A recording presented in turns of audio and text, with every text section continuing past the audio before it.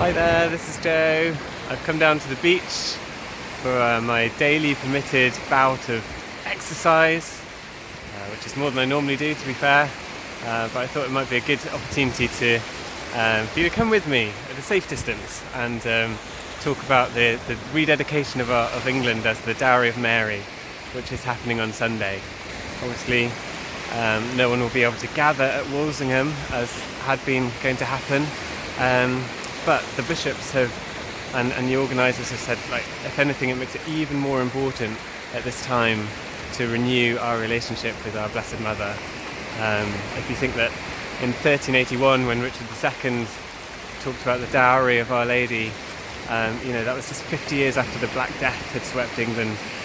And it was also a time of great political turmoil.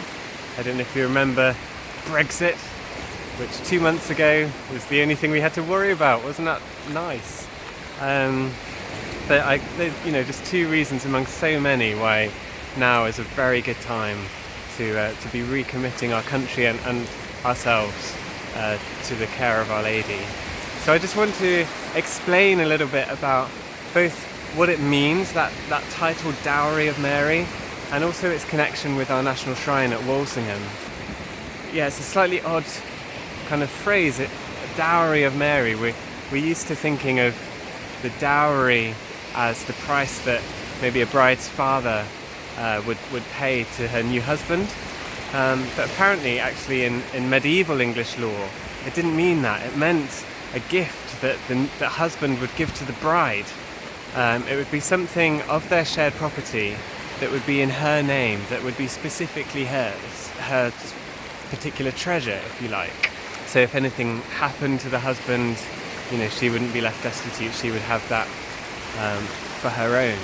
So I guess when we think in spiritual sense of England as the Dowry of Mary, what we're saying, I suppose, is that of all the nations in the world which belong to Jesus Christ, England is particularly singled out as a special treasure for her.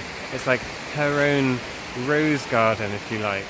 And it's something it's in her name, it's under her patronage, her maternal care and her blessing. So we're renewing that, and we're renewing our desire to be there under her care. I think it's something that's really in the DNA, the spiritual DNA of the English Catholic, that sense of having an incredibly special and close relationship with the Mother of God. So where does the title come from? Well, by tradition it goes all the way back to St. Edward the Confessor. But we definitely know that it was used by Richard II in 1381.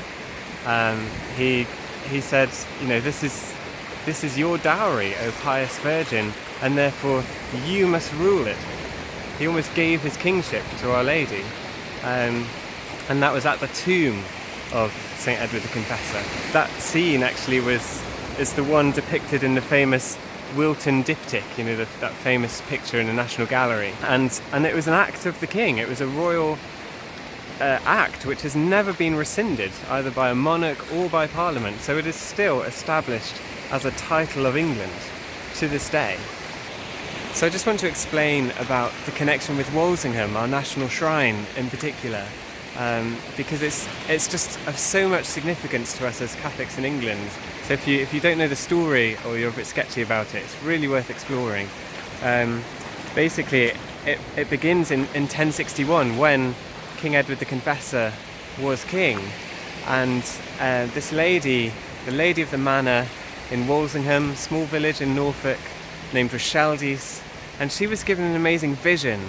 She was transported in the spirit to Nazareth and shown the house where the Annunciation happened, where Our Lady was living, where the angel Gabriel came and announced to her that she'd been chosen to be the Mother of God.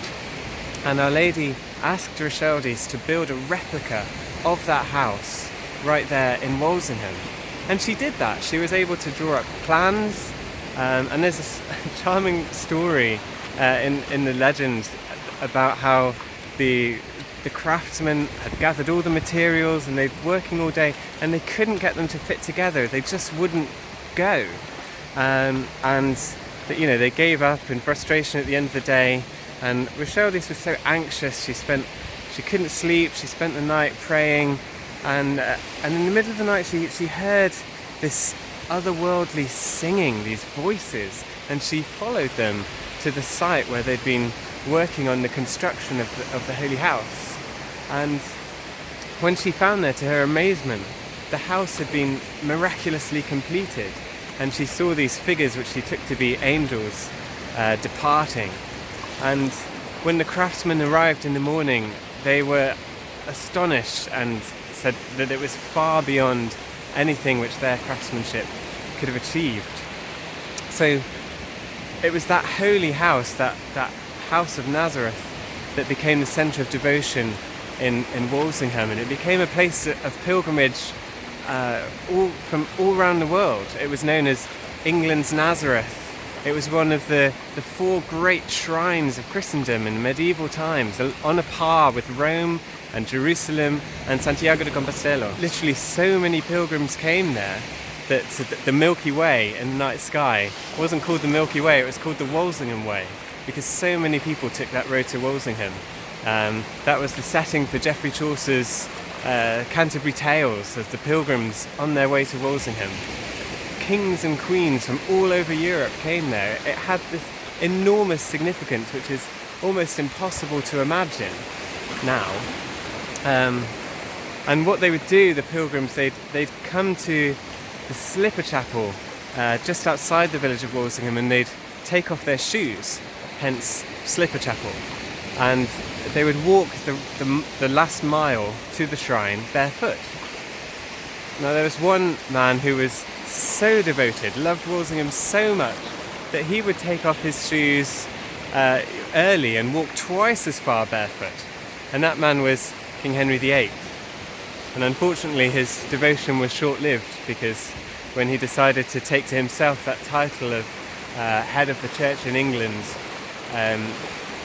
he ordered the dissolution of the monasteries, and sadly in 1538 Walsingham was one of the first to go, and the statue of Our Lady of Walsingham was dragged behind a horse all the way to Tyburn and then publicly burned. So that was it, forgotten by all but the recusant Catholics for 400 years, until the 19th century, when it was decriminalised being Catholic, and the hierarchy, the Catholic hierarchy, was restored somewhat. And at that point my wellies have been flooded with water, but that's okay. So it was at that point that the Slipper Chapel was bought again and restored, and the statue was replicated from images taken from the time, and it was blessed by Pope Leo XIII, who asked the new bishops of England to reconsecrate the country to Our Lady and to St. Peter. And he prophesied, as he was blessing the new statue of Our Lady of Walsingham, the one that's there now, he prophesied that when England returns to Walsingham, then Our Lady would return to England. It's an amazing prophecy, and slowly pilgrimages did begin again, and ever since they've been growing in number, going back to Walsingham. Sorry, I'm getting distracted looking at that beautiful sunset. Look at that, isn't it absolutely stunning? It's so wonderful then that it's at Walsingham on Sunday that the country is going to be rededicated under that title of Mary's Dowry.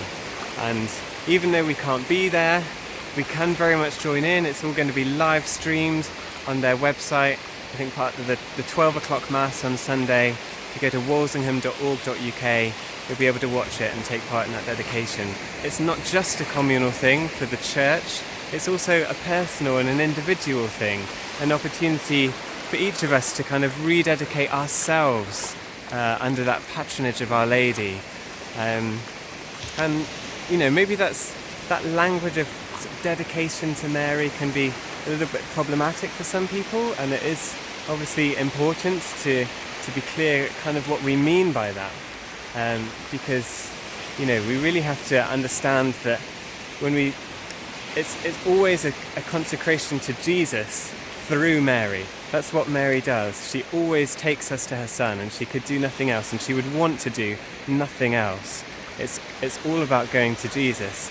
But we recognise that Mother Mary is the most influential woman in human history. Her yes to God, her consent to be that crucial part of God's plan was the pivot point of salvation history. Her yes that she said then had the remedy for all of the no's that had ever been said and would ever be said by human beings to God, all undone by that one yes. Jesus, when he was dying on the cross, gave her to us as our mother, and she remains the closest human being to her son Jesus. So the idea is the closer we are to her, the closer we must be to Jesus, and very much pray that that's where we'll all be after Sunday, after taking that step of renewing our love for her individually and as a church in our country. And gosh, we need her protection and her intercession so much for us. So thank you so much for your company here this evening on this beautiful walk. The most exercise I'm getting is trying to hold my phone up, and I very, very much look forward to seeing you again soon, and I hope you'll join me in participating in that rededication on Sunday. I'd like maybe to finish just by sharing with you a poem. It's one of my favourite poems about the Virgin Mary. It's by a Carmelite nun named Jessica Powers, and it's called The Pool of God. There was nothing in the Virgin's soul which belonged to the Virgin. No thought, no word, no image, no intent. She was a pure, transparent pool, reflecting God, only God.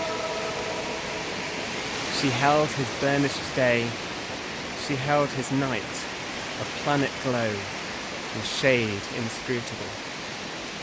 God was her sky, and she who mirrored him became his firmament. When I so much as turn my thoughts towards her, my spirit is enisled in her repose. And when I gaze into her selfless depths, an anguish in me grows to hold such blueness and to hold such fire. I pray to hollow out my earth and be filled with these waters of transparency. I think that one could die of this desire, seeing oneself dry earth and stubborn sod. Oh, to become a pure pool like the Virgin, water that has lost the semblances of water, and be a sky like God.